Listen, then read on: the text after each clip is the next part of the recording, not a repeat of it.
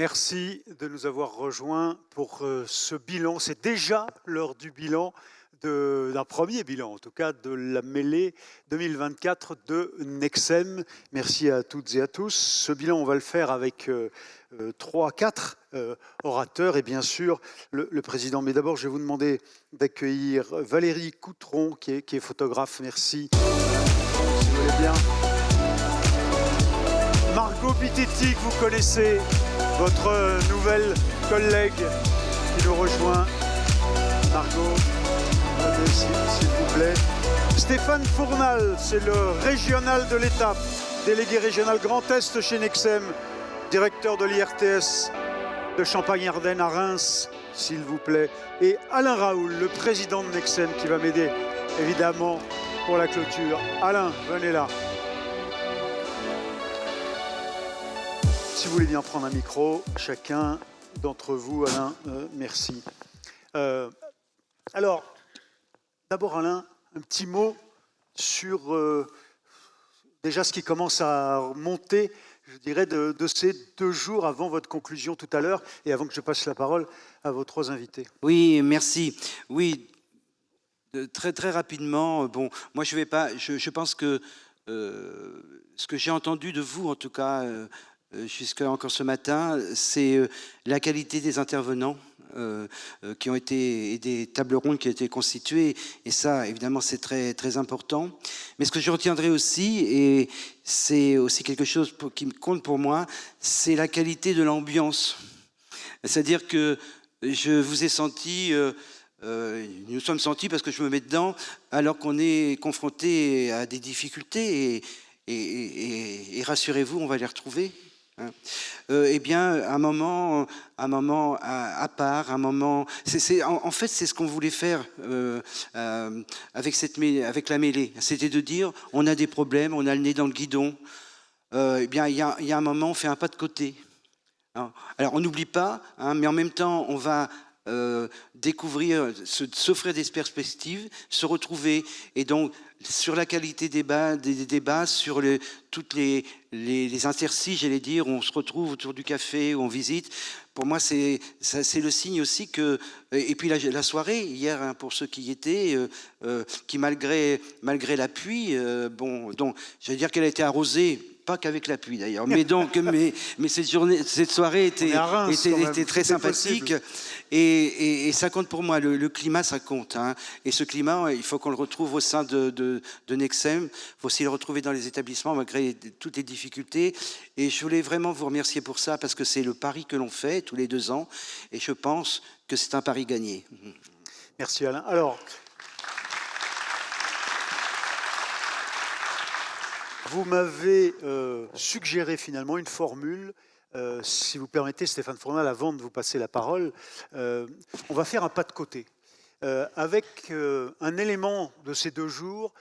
Pour celles et ceux avant de prendre vos trains ou qui vont partir, qui n'auraient pas eu le temps de passer au bout de l'exposition des exposants, pour voir l'exposition photo de Valérie Coutron, vraiment, je vous encourage à le faire avant qu'il la démonte là tout à l'heure. Personne ici n'est hors sol et ne parle que de concepts et de théories, peut-être certains, mais ce sera l'exception à la règle. Globalement, tout le monde sait les équipes qu'ils ont derrière, vers lesquelles ils reviennent lundi, etc. Bon, très bien. Mais s'il y a un moment dans ces 2 jours, en tout cas en ce qui me concerne, où il y a une incarnation encore plus forte de tout ce qu'on dit, de tout ce qu'on évoque, c'est en allant regarder passer devant ces formidables, je donne là mon impression personnelle, ce moment, ça m'a tiré vraiment une très forte émotion. Il n'y a pas besoin d'être entouré d'handicapés, c'est mon cas, mais voilà, peu importe, ou d'être aidant, pour être touché par votre travail, Valérie, cette exposition qui est formidable. Je pense à une photo en particulier, ces 2 femmes qui sont dans l'étreinte, l'aidantes, et puis enfin celle qui l'accompagne, Michel et Fanny. Fanny sont l'aidantes. Enfin, voilà. Très fort moment, et ça donne tout le corps à la réalité du travail que font vos équipes. Où étiez-vous d'ailleurs? Où avez-vous fait cette expo? Pour faire cette expo, où avez-vous travaillé? Dans quel centre?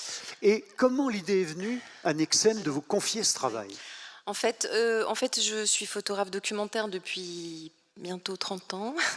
Et je photographie le monde du travail depuis, oui, 25 ans. Mais surtout des métiers qui ne sont pas reconnus.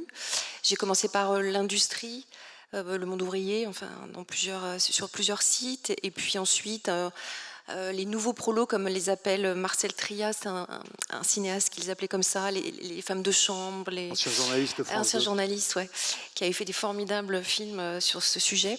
Et donc femmes, des hôtesses de caisse. Enfin bon, j'ai passé du temps à photographier ces personnes. Et puis donc ça, c'est un peu le fil rouge que je suis depuis des années et que quelquefois je le lâche, mais je le reprends très vite parce que ça me tient à cœur de mettre en avant, de montrer ces gens, de les mettre en lumière. Et puis voilà, enfin Alors vous avez fait une série pour oui.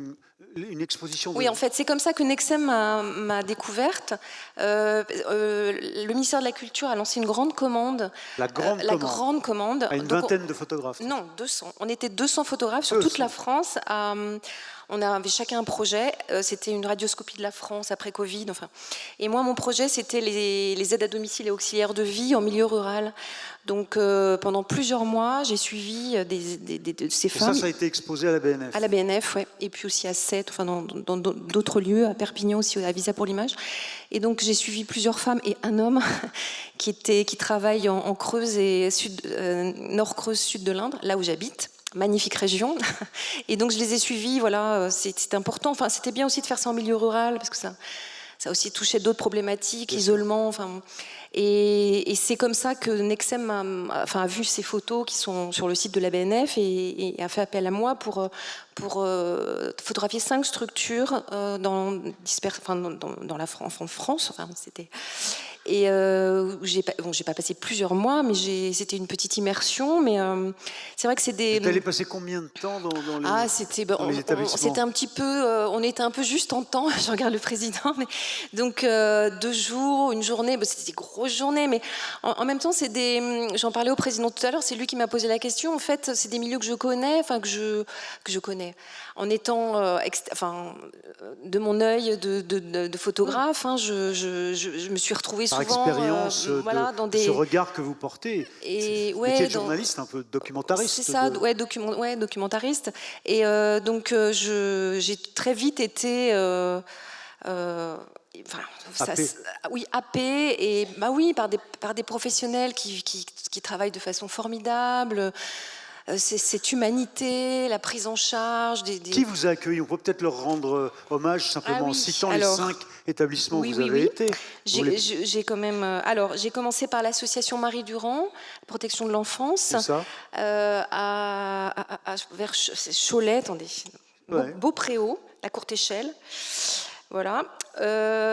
Et là, j'ai passé 2 jours. C'était avec des enfants petits, un peu adolescents. Donc là, c'était plutôt des éducateurs. Citons-les, si vous voulez. On les cite et je les remercie. Enfin, je ne sais pas si certains sont venus. En tout cas, je les remercie. Ensuite, je suis allée à Cernay pour l'association Adèle de Globitz. Là, j'ai photographié une masse, la MRS, une partie de l'ESAT. C'est comme un village, c'est immense, il y a plein de... c'était compliqué de choisir où j'allais passer du temps, photographier quelle personne. Bon, évidemment, j'étais guidée. Ensuite, j'ai fait le CHRS de l'association Le Pont au Creusot, où j'ai passé une journée également. Et puis ensuite, je suis allée à Gap, à l'ADSEA 05. Tout à l'heure, j'ai vu Muriel Nicolas, qui avait vu les photos aussi, et qui était... C'est marrant, elle m'a dit, ces photos peuvent être finalement interchangeables, parce que je pense que c'est l'humanité, l'humain qui ressort de chaque... c'est universel. C'est universel, de la façon dont toutes les équipes Nexem dans ce pays et autres travaillent. Il y a un point qui m'a frappé comme Parisien. Attendez, justement, comme Parisien, l'invisibilité souvent du handicap dans des grandes métropoles, et notamment à Paris. Et là, j'ai découvert, j'avais entendu parler de ce centre Cours de Venise, en plein Marais. C'était complètement incroyable. Ouais. C'est un IME, Cours de Venise, avec un café associatif en plein Marais. Et Et alors, je vous assure que ce n'est pas une expression juste pour le goût du paradoxe, mais vos photos sont joyeuses. Comment vous faites pour briser la glace là en 2 jours, pour vous faire accepter, pour que tout d'un coup la nature reprenne ses droits, que le naturel reprenne ses droits, et que vous puissiez choper ce moment Moi, je dirais plutôt vivante, parce qu'il n'y a pas que de la joie dans les images, il y a plein de choses. d'émotion, mais il y a de la joie. D'émotion, de tendresse, de prise. Enfin, il y a aussi de l'attention. Quelquefois, il y a une photo justement à Gap où l'éducateur est en train de recadrer une jeune fille, enfin de la recadrer, de la consoler en même temps. Il lui met une main comme ça sur l'épaule. Voilà, il y a toutes sortes de situations. On essaye en étant comme ça photographe et d'arriver comme ça dans un milieu où ils vivent ça tous les jours, de se faire un peu discret. Et puis, oui, après, c'est comme. Oui. Vous savez, il m'est venu une idée, Alain. Vous savez ce que vous pourriez faire? C'est aller proposer au Premier ministre et la ministre de la Santé de mettre cette expo dans la cour de Matignon. Ça les invitera peut-être à changer d'avis sur la façon de gérer les budgets. Bon, c'est peut-être ce que je tiendrai le plus facilement. En tout Et cas, oui, je voudrais c'est qu'on ça. remercie Valérie Coutron pour cette exposition Merci. et pour ce travail. Et bravo à l'équipe Nexem d'avoir choisi. Merci à Nexem pour m'avoir aussi contacté. Et puis, du coup, j'ai rencontré encore plein de gens différents qui font. Voilà, Prochaine expo, ce sera où? En Bretagne. En Bretagne. Voilà. D'accord. Alors, revenons, c'est un des aspects de ces 2 jours, c'était cette exposition qui encore est là pour quelques minutes, donc je répète, allez-y. Stéphane Fournal, donc vous dirigez l'IRTS de Champagne-Ardenne ici à Reims. C'est l'école que vous avez faite, Margot, d'ailleurs? Oui, c'est ça. Ouais, donc vous voyez, là, et alors, donc vous avez largement œuvré à ces 2 journées, à ce congrès Nexem, cette mêlée, c'est le mot ne me revenait pas. D'abord l'IRTS, dites-nous ici, qu'on voit ce que ça représente, tout le travail que vous faites, les formations que vous faites. Un petit mot court, ça nous intéresse de savoir en fait. Alors un petit mot court, l'IRTS Champagne-Ardenne, donc c'est presque 70 salariés, c'est à peu près 450 vacataires, intervenants extérieurs, donc qui sont pour la plupart aussi des professionnels de vos établissements qui viennent apporter et accompagner les étudiants. C'est tout un réseau aussi. Réseau avec d'autres établissements de l'enseignement supérieur, ici sur Reims, mais pas que, aussi en région Grand Est, avec des collègues IRTS ou non à Nancy, Metz, des écoles en travail social à Strasbourg, Mulhouse, et puis intégré aussi dans un grand réseau national qui s'appelle Unaforis. Voilà. Voilà ce qu'on peut dire. Du côté étudiant, c'est à peu près 500 étudiants en formation initiale. Par an. Et oui, pour de 500. Voilà. Et si on rajoute les salariés en formation continue, on monte à 1500. Oui, parce Voilà. qu'il y a aussi ceux qui sont déjà dans le métier depuis un certain temps, qui veulent devenir chef, par exemple. Pas que. Non, mais Pas que. Pas que. Mmh. Ouais. En tout cas, Tout le monde ne veulent veut pas évoluer. être calife à la place du calife. Hein. Alors, comment vous avez vécu cette mêlée? On va en parler, mais notamment sur cette question hier dans la table ronde, par exemple, de l'attractivité. Comment vous l'avez vécu? Vous avez préparé, et il faut rendre hommage aux équipes avec lesquelles vous avez bossé pour aider l'équipe nationale de Nexem à organiser cette mêlée. Alors nous, on a amené, moi en tout cas, une toute petite contribution. Je crois que vous l'avez bien dit, il faut rendre hommage aux équipes Nexem qui ont fait un très très gros travail pour organiser. Et quand on a déjà organisé des séminaires, des congrès comme ça, on sait tout le travail que c'est. Sans doute plus d'1 an de préparation, donc c'est énorme. Les remercier pour avoir choisi Reims également, même si le climat n'était pas au rendez-vous, j'en suis désolé, c'est peut-être la seule chose... Si, c'est à peu près toujours ça, Reims, un jour de pluie, un jour de beau temps. C'est la seule chose que le comité d'organisation n'a pas pu maîtriser. Donc, mais sinon, effectivement, les remercier aussi, remercier les intervenants, parce que je crois qu'on a eu des intervenants de qualité qui nous ont éclairés sur, ou en tout cas vont nous amener à réfléchir sur pas mal de sujets. Bon, mais c'était à la hauteur de vos attentes? Vous disiez, ça va être un beau congrès à Reims? Oui. Ouais. J'étais juste un peu déçu par peut-être le discours du président du conseil départemental, mais je ne pense pas avoir été le seul. Et quand je dis ça, c'est pas mon financeur, mais effectivement, je trouve qu'il a démontré un petit peu toute la fracture aujourd'hui qui existe finalement entre ce qui a été appelé dans un autre atelier les faiseurs et les payeurs. Voilà. Où là, peut-être où il faudrait qu'on soit main dans la main, le fossé est en train de se creuser. Et je ne sais pas en tout cas, moi, ça m'a mis vraiment en colère d'entendre le président du conseil départemental de la Marne. Voilà. C'est bien noté. Il n'y a pas que toi, dit Alain. Alors, qu'est-ce que vous retenez quand même, à part ça, parce que là, on l'a bien noté. Ça, c'est le côté. Et qu'est-ce que vous retenez de positif? Alors si j'avais préparé quelque chose en me disant, je vais reprendre finalement le titre de cette mêlée, c'est la solidarité d'aujourd'hui et de demain, et au bout des 2 jours, finalement, c'est peut-être ça, la solidarité d'aujourd'hui, c'est de la colère. Voilà. Quand j'entends, je reviendrai pas sur les propos du président du conseil départemental, mais aussi, par exemple, peut-être que vous ne savez pas, mais il y a la Direction générale de la cohésion sociale qui vient de sortir une vidéo pour parler de la formation des métiers du travail social. Je vois Manuel Pellissier qui rigole. C'est pas prêt d'attirer les jeunes. Voilà. Donc là aussi une colère, parce que quand on voit les statistiques de l'IFOP, le sondage de l'IFOP, on voit qu'il y a matière finalement à travailler pour attirer, pour valoriser tous nos métiers. Où il faut bosser pour. Et dans cette vidéo, vous prenez tous finalement les indicateurs qui sont plutôt des freins, plutôt que des éléments d'attrait. Ces freins, vous les retrouvez dans la vidéo de la DGCS. Voilà. Donc il y a encore une fois un décalage sans doute entre le terrain et finalement ces administrations. Et puis, quelle solidarité pour demain. Alors là, par contre, j'ai été plutôt ravi et plein d'espoir. Même si Isabelle Autissier disait que tout s'écroule autour de nous, il y a quand même un élément important qu'elle a dit, ou en tout cas un facteur qui a été dit, c'est que à la manœuvre, ce sont des hommes et des femmes qui prennent des décisions et qu'on peut encore changer les choses. Voilà. L'autre élément qui m'a beaucoup plu, c'est l'anthropologue Elisabeth Soulier, voilà, qui, en parlant de la génération Z, disait c'est finalement une génération qui a envie de s'épanouir, mais pas toute seule. Voilà. Et donc c'est quand même quelque chose dans le collectif, voilà, qui est quand même plein d'espoir pour nos métiers et pour l'avenir. La recherche de l'utilité sociale aussi, c'est quelque chose qu'on ne met pas souvent assez en avant comme élément revendiqué pour ces jeunes. Et puis alors une certaine fierté d'avoir entendu Margot aussi. Voilà, jeune diplômé. C'est pas fini. C'est pas fini. Du haut de ne la déstabilisez pas avant, en la flattant trop, parce que... Non, mais tout à l'heure, elle m'a dit le plus dur, c'était hier. Voilà. Ah bon. Peut-être 26 ans, c'est ça? Voilà, c'est ça.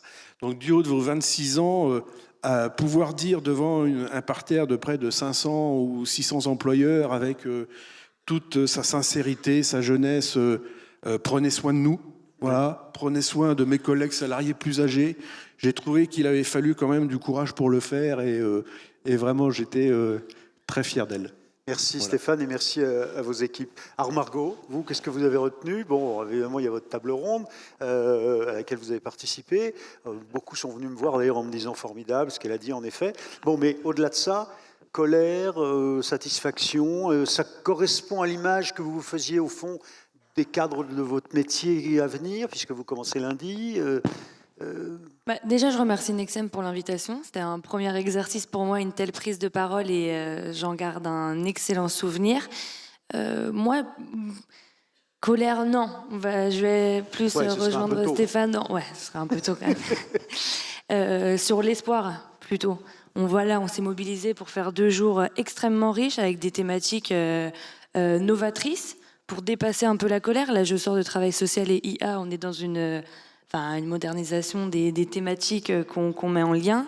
Une richesse des intervenants, des échanges extrêmement intéressants, et lors de ma table ronde, évidemment, mais également en dehors, avec des professionnels que j'aurais pas eu l'occasion de rencontrer ailleurs. Ce qui fait énormément plaisir, c'est les constats. On s'accorde quand même à des constats extrêmement similaires, des propositions très intéressantes. Donc voilà, moi je retiens l'intervention de Cynthia Fleury qui permet de rentrer avec quelque chose dans lequel je crois beaucoup, c'est-à-dire prendre du recul sur sur sa vie, sur son engagement, sur ses difficultés. Ouais, mais aussi sur sa posture professionnelle et ce qu'on peut vivre dans le travail par rapport à la notion de ressentiment. Du coup voilà, on va peut-être pas aller être dans la colère tout de suite, mais c'est de la rendre, productive, on va dire, mais je la mets en lien avec concrètement sur le terrain, et c'était hyper intéressant d'avoir les retours des gens de terrain qui sont quand même un peu dans l'ombre bien souvent, donc là le retour était pertinent. Et donc oui, sur le terrain, concrètement, on n'a pas trop l'occasion d'avoir ce temps, d'avoir un retour, comment dire, une prise de recul où on conceptualise, où on analyse notre pratique. Moi, pour avoir travaillé à ce jour dans 5 établissements différents, seulement une structure proposait de l'analyse de pratique de façon Régulière. hebdomadaire. Ouais. Dans les autres cas, au meilleur des cas, c'était 2 analyses de pratique à l'année. Donc c'est plus ça le constat que j'en fais, mais dans un élan d'espoir toujours, des propositions très intéressantes ont été faites. Qu'est-ce qui lancera concrètement, quoi? Et vous êtes très concrètement dans ce qu'on disait hier de façon conceptuelle, par exemple Cynthia, dans l'idée ou Elisabeth Soulier, dans l'idée d'une discussion collective transversale et d'auto-évaluation régulière. Complètement. Ouais. Formidable. Merci à vous, Margot, d'avoir merci à accepté vous, merci à de tous. revenir pour la fin. Alain, à vous le mot de la fin. J'ai envie de me lever, je peux? Ah bah, Non. vous Oui, êtes le patron. bien. Donc on va arriver à la fin de cette mêlée. Alors, on parle de séance de clôture. C'est la séance qui est clôturée. Le reste est devant nous et le reste s'annonce ardu. Je voudrais revenir sur 2 aspects. Effectivement, je l'ai dit au début, on a souhaité politiser au début cette rencontre avec l'interpellation du président du conseil départemental. Je dirais que c'est Nexem, vous nous l'avez demandé à l'Assemblée générale, vous nous avez demandé d'être beaucoup plus tranchant, beaucoup plus d'interpeller beaucoup plus fortement. Ça me convient parfaitement et nous le faisons. Il y a 2 choses que je veux dire. Et je reviendrai sur l'interpellation. La première chose, c'est que non seulement Nexem interpelle, mais Nexem propose aussi des solutions et réfléchit à des solutions. C'est le document qu'on vous a remis, qui s'appelle le manifeste, qui est un premier document qui parle de comment on doit réformer la gouvernance de notre secteur et son financement. Vous verrez qu'il y a un certain nombre de propositions qui sont faites. Ce document, il a été travaillé, et j'en suis très très fier, il a été travaillé par beaucoup d'adhérents, au travers des régions, au travers de questionnaires qui ont été envoyés, et avec l'accompagnement du cabinet Mazars, que je remercie à cette occasion, et qui nous a permis effectivement de faire des propositions qui puissent des propositions qui donnent, en tout cas, nous donne l'impression qu'on pourrait effectivement changer les choses, et que ce qui se passe actuellement n'est pas inéluctable. Car n'oublions pas, les problèmes que nous posons, ce ne sont pas des problèmes de notre secteur. Ce sont des problèmes de notre secteur, mais c'est des problèmes sociétaux. C'est quelle société nous voulons pour demain. Nous sommes des acteurs, pas les seuls, mais des acteurs qui sont là parce que la cohésion sociale, elle passe aussi par les personnes, par la prise en compte des personnes les plus vulnérables. Et on l'a bien vu au cours des débats qu'une société, pour qu'elle aille bien, il faut que tous ses membres aillent bien. Et que vous êtes bien placés pour savoir, et nous sommes bien placés pour savoir que ce n'est pas le cas. Donc, ce premier volume, ce premier travail va être envoyé à tous les parlementaires, à tous les présidents des conseils départementaux, de manière, effectivement, à engager le débat. Nous ne sommes pas contents. Il y a un certain nombre de choses que nous ne remplissez pas. Nous, on vous propose des solutions et on est là pour en discuter. Ça, c'est le premier point. Le deuxième point, c'est qu'on a besoin effectivement d'interpellation, mais on a aussi besoin d'action. On a besoin d'action, et besoin d'action, c'est quoi? C'est dire, écoutez, c'est pas possible que vous ne respectiez pas la loi. C'est pas possible que lorsque il a été décidé d'agréer des accords, notamment, et je parle là de l'extension de la garantie Ségur, que vous fassiez comme si ça n'existait pas. Et que nous, on ne réagisse pas. Alors, on réagit au niveau interfédéral. Il y a un certain nombre de réunions, bon, je ne vais pas revenir là-dessus, mais saisine du Conseil d'État, enfin, sur toutes ces questions-là. Et puis, il y a aussi comment on s'engage sur le terrain. Je veux parler là d'un acte qui n'est pas pour moi un acte financier, mais un acte politique. la loi doit être respectée. On ne peut pas nous traiter comme si finalement on fait des lois et elles ne s'appliquent pas. Ça veut dire quoi? Je veux parler des contentieux. Alors, je me promène beaucoup en France actuellement et je vois bien les réticences. Je sens bien les réticences. On me dit, voilà, je vais au contentieux, on va me dire, là, je suis l'association Éviter. Il y a même des conseils départementaux qui disent, vous allez me le payer. Bon, il va falloir qu'ils payent, mais c'est pas ce qu'ils pensent là. Mais pour qu'on ça réussisse, il faut que ce soit des consensus de masse. C'est-à-dire qu'il ne suffit pas d'y aller seul.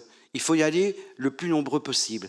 Et nous avons décidé avec le conseil d'administration de Nexem, pour ceux qui le veulent, nous ne pouvons pas prendre la décision sans les accords des conseils d'administration. C'est vos conseils d'administration qui peuvent prendre ces décisions. Ce que nous proposons, nous, c'est de coordonner.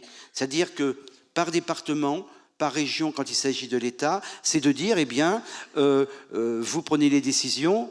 On a donc des outils, hein, puisque ça correspond à des... il y a une ingénierie très précise là-dessus. Donc Nexem, et c'est son rôle d'accompagner tout ça, mais aussi de coordonner au niveau des régions pour que ça se fasse en même temps, hein, pour donner un signe fort. Parce que ce que j'ai entendu... et ce qui m'a mis aussi en colère, parce qu'il a dit des choses, le président du conseil général, mais il m'a presque demandé comment on pouvait les aider. Faut pas déconner, quoi. Bon, c'est pas à nous d'aider le conseil départemental. Hein. Nous, on n'a pas été élus pour être président du conseil départemental. Nous, on a besoin d'avoir les financements qui sont nécessaires. Et donc ces financements-là, ben, on s'adresse à ceux qui doivent nous les donner, qui se débrouillent entre eux. C'est pas notre problème. Hein. Et donc là-dessus, vous pouvez compter sur nous. Nous sommes là, mais je souhaite pouvoir compter sur vous. Et vraiment, il faut qu'on en parle. Il va y avoir des réunions régionales là-dessus d'organiser pour voir comment effectivement on peut structurer tout cela. Il faut qu'on le fasse assez rapidement. Hein, parce qu'autrement, ça ne suffira pas. Alors, on ira au niveau. On a des rendez-vous à l'Élysée, on a des rendez-vous à Matignon, on a des rendez-vous. Bon, on a tout ça. Mais il faut aussi que sur le terrain, on prenne des engagements. Politisons. Vous nous avez demandé de politiser, on le fait. Mais il faut aussi que la situation est tellement grave, il y a actuellement des associations qui meurent en silence. C'est inacceptable. Donc on a aussi une part de responsabilité.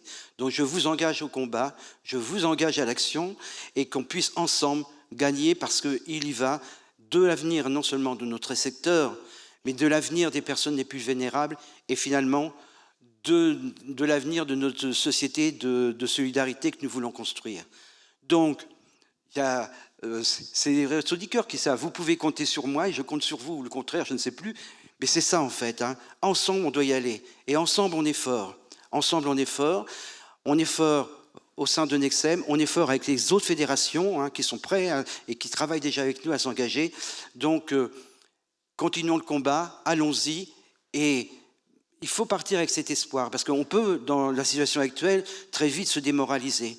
Il y a de quoi de temps en temps. Hein. Bon, quand on est président d'une association ou directeur général, bon, dans des petites associations, moi je suis une petite association, waouh, bon, dur. Donc il faut y aller, donc allons-y ensemble. Et je vous assure que si nous faisons ces actions de masse, la victoire, nous l'aurons. Pas pour nous, ce n'est pas notre problème. La victoire, elle est pour les personnes qui sont celles qui sont actuellement, contrairement au discours ambiant, passent à travers le radar. Hein, donc, ce n'est pas la préoccupation. Ben, montrons que ce doit être la préoccupation. Donc, esprit de combat, et merci de votre soutien, en tout cas. Alors, je voudrais... Encore un petit mot, Thierry. Je voulais adresser un certain nombre de remerciements hein, pour toutes les personnes qui ont organisé. Merci à toi Thierry hein, pour l'animation de ces journées. Merci à l'équipe régionale qui nous a aidés pour la préparation de ces 2 journées.